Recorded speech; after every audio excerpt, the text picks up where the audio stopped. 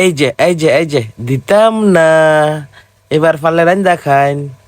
Hello Khidr বিদির ভাই বোনের, আসসালামু আলাইকুম। কি অবস্থা, কেমন আছেন? নিশ্চয়ই ভালো আছেন। তো এই যে এই জিনিসটা কি? এটা হচ্ছে গরুর গুস্ত না, এটা হচ্ছে গরুর জিব্বার মধ্যে গুস্ত মুস্ত আড্ডি মাড্ডি সব একবারে এভারেজ থাকে। আর যারা গরুর জিব্বা খাইছেন হেরা বুঝতে পারবেন যে গরুর জিব্বার মধ্যে কি স্বাদ। আর এই স্বাদ যদি আপনারা না নিতে পারেন তাহলে কেমনে কি করবেন, এটা আমার পুরো ভিডিওটা দেখলে বুঝতে পারবেন। তো এই যে গরুর জিব্বাটা সুন্দর করে পরিষ্কার করে সুন্দর করে লবণ ফেস আদা রহুন বাটা যেটা আছে সবকিছু লইয়া পিরামিড বানিয়ে নিলাম হিমালয় পর্বত। আর হিমালয় পর্বতের উপরে এখন দেওয়া হবে সরিষার তেল।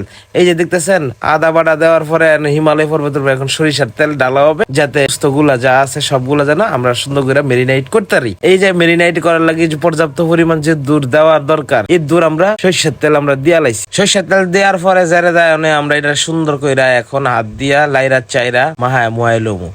এখন দেখতে খুব সুন্দর লাগতেছে না? অস্থির। এই যে এইভাবে সুন্দর কইরা লাইরা চাইরা উপুত কইরা নিচ কইরা কাজ কইরা প্রত্যেকটা গুস্তের ভিতরে যাতে মশলা গুলা সুন্দর করে ঢুকে এইভাবে আঙ্গুল দিয়া ঘুষায় এটা সিস্টেম কইরা এটারে আলতো কইরা এটারে মেরিনাইট কইরা থুয়া দিতে হইব আধা ঘন্টা। তো আধা ঘন্টা পরে যখন এটা সুন্দর হইব, হওয়ার পরে এটা যখন কালারটা আইবো ভাই, এই যে এমন কালার আইব, এই কালারটা দেখলেই মানে খাইতে মন চাই, তাই না? আপনার লালুস লাগতেছে না? লাল গে লাভ নাই। এরপর এটা মৃদু জাল দিতে হইব, মৃদু মানে আস্তে আস্তে জাল দিতে লাগবো, যাতে এই যে গুস্ত গুলাতে পানি গুলা বের হইয়া এটার যে আলাদা ভাবে নতুন কইরা যে রস টস হইব, পেঁয়াজ মশলার যে রস এগুলা দিয়ে এটারে ভুনা কইরা লাগবো।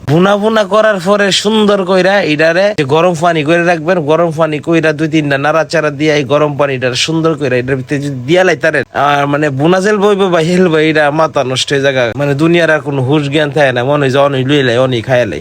এরপরে সুন্দর কইরা একটু হালকা একটু জালটা বাড়াই দিবেন। বাড়াই দিলে এই যে মশলা টসলা আছে এগুলো বুনা হইয়া এটার ভিত্তে গুস্তের ভিত্তে সুন্দর কইরা ঢুকে যাবো গা। তো এই যে গুস্তের যে অবস্থা কালার গুলা দেখতেছেন, এটা হইয়া আইছে বুনা হইয়া আইতেছে। এরপরে আসল জিনিস, এই যে গরম পানি যে কইরা রাখছেন কুসুম গরম পানি, এটা সুন্দর কইরা এটার ভিত্তে টপাক কইরা ঢাইলা দিতে হইব। এখন আর দেরি বেরি করবো না, যে কালারটা আইছে এই কালারটা একটু হালকা নাড়াচাড়া দিয়া সুন্দর করে আরো 1-2 মিনিট একটু ডাইকা থুইলে তারপরে এটার মধ্যে গরম পানি দিয়া দিলেই হইব। এই যে ডাইকলাম,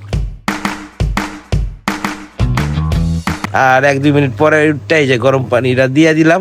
গরম পানিটা দেওয়ার পরে ভাই দেখছেন এখন গিয়া পুরাটার মধ্যে যে সিদ্ধ হয়ে লইছে, আর এটার মধ্যে খালি মশলা গুলা পরিমাণ মতো সাইজে আইব। পুরা ফাইনালি একটা দেখেন, এটা হচ্ছে ফাইনাল লুক।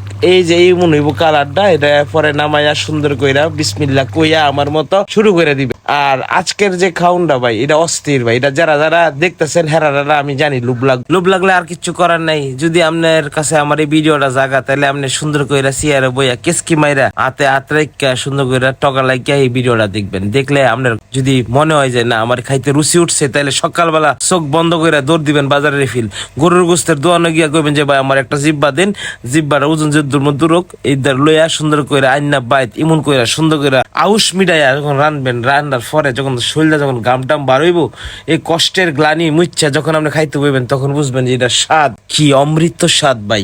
এটা তখন এই স্বাদের কথা, আপনার এই যে পরিশ্রমের কথা ভুলে যাবেন গা। এই যে কামড়টা দিছি দেখছেন সবরিটার মধ্যে, আপনি জিব্বার মধ্যে সবরি পাইবেন, গুস্ত পাইবেন, আড্ডি পাইবেন, সব পাইবেন। এটার মধ্যে আলাদা একটা কেমন যেন একটা মজা আছে এটার মধ্যে। আপনারা যদি না খায়েন, যারা এখনো জিব্বা খান নাই, তাদেরকে আমি মানে রিকোয়েস্ট করতে পারি যে ভাই আপনারা জিব্বা একটা খায়া লাইন, একটা রাইন্দা মাইন্দা খায়া দেখেন, হ্যাভি টেস্ট ভাই। গরুর জিব্বা যে কি পরিমাণ টেস্ট, এটা যারা না খাইছে এরা কোনোদিন বুঝতো না, আর যারা খাইছে হেরার তো কমই লাগতো না। তো ঘটনাক্রমে আমি যেটা কইতাছি, আমার খাওয়া মোটামুটি প্রায় শেষ। যতই গল্প করি আমি জানি আপনারা লোভ লাগছে, আর যারা লোভ লাগছে তারা কমেন্টে অবশ্যই আমার জানাই দিবেন। ইনশাল্লাহ যদি দেখা সাক্ষাৎ হয় অবশ্যই আপনারা একদিন লিয়ে খামু। তো ভালো থাকবেন, সুস্থ থাকবেন, আল্লাহ হাফেজ।